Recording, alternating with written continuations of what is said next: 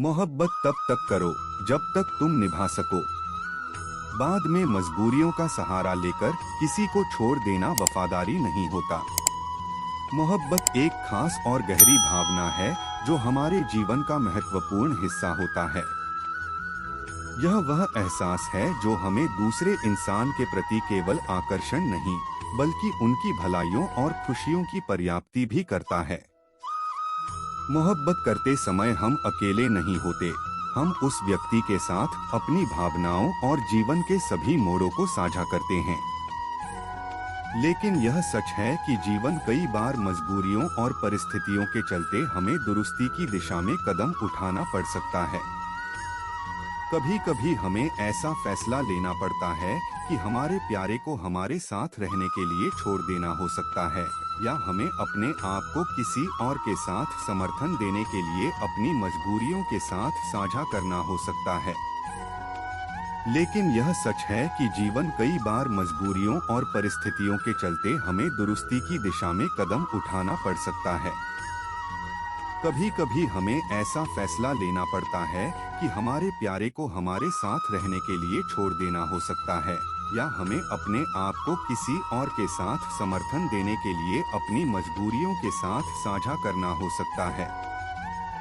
इसका मतलब यह नहीं है कि हम वफादार नहीं हैं, बल्कि यह मतलब है कि मोहब्बत कभी कभी हमें आवश्यक चुनौतियों का सामना करने को कहती है और हमें अपने फैसलों के लिए सजग और सहानुभूत बनाती है।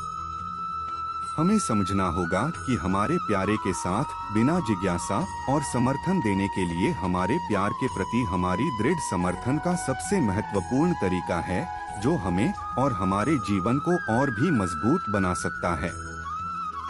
इसका इंतजार नहीं करना है कि हमारा प्यार हमारे साथ हमेशा रहेगा, बल्कि हमें इसका सामना करने के लिए तैयार रहना होगा और संघर्ष को साहसी तरीके से पार करने के लिए तैयार रहना होगा। मोहब्बत करना और उसे निभाना दोनों महत्वपूर्ण हैं। प्यार केवल एक भावना नहीं होती, बल्कि यह एक संवाद और क्रियाओं का परिणाम भी होता है। लेकिन जीवन में कई बार मजबूरियां और परिस्थितियां आती हैं, जिनके चलते हमें अपने प्यार को किसी के साथ छोड़ना पड़ सकता है। यह कठिन और दर्दनाक चुनौती हो सकती है, लेकिन यह आमतौर पर वफादारी के साथ नहीं आती है। वफादारी का मतलब होता है कि हम अपने प्यारे के साथ अपनी मजबूरियों का समर्थन करते हैं और उनके साथ होने के बावजूद उनकी खुशियों की पर्याप्ति करते हैं। यह मतलब होता है कि हम उनके लिए उनकी खुशी को महत्वपूर्ण मानते हैं, चाहे हम उनके पास हो या न हो।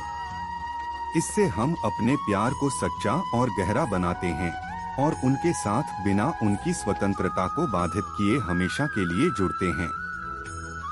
वफादारी वास्तव में हमारे प्यार के साथ हमारे संबंधों को मजबूती और विश्वास देता है और हमारे जीवन को खुशी और संतुष्टि से भर देता है।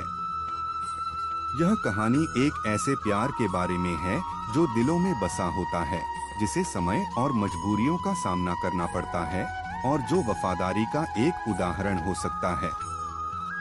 कहानी का मुख्य पात्र आर्यन और नीता एक दूसरे से पहली बार कॉलेज में मिलते हैं।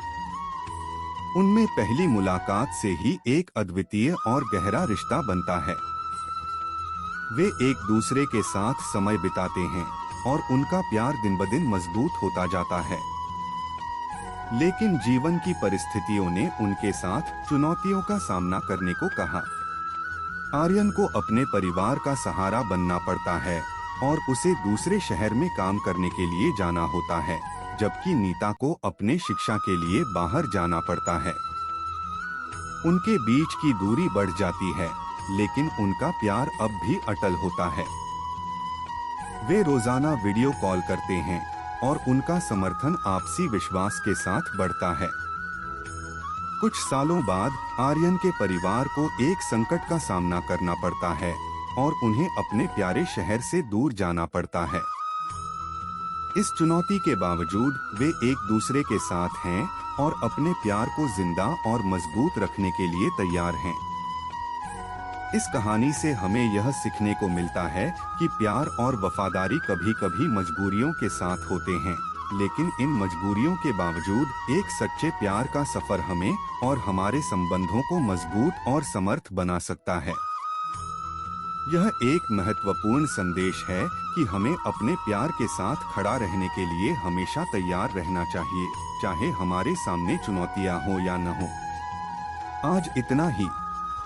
भगवान श्री कृष्ण द्वारा बताई गई कई बातों के बारे में फिर जानेंगे। यह बातें हमारे जीवन के जीने का आधार है और हम लोगों को कैसे जीना चाहिए उसकी सीख भी देती है। नमस्ते।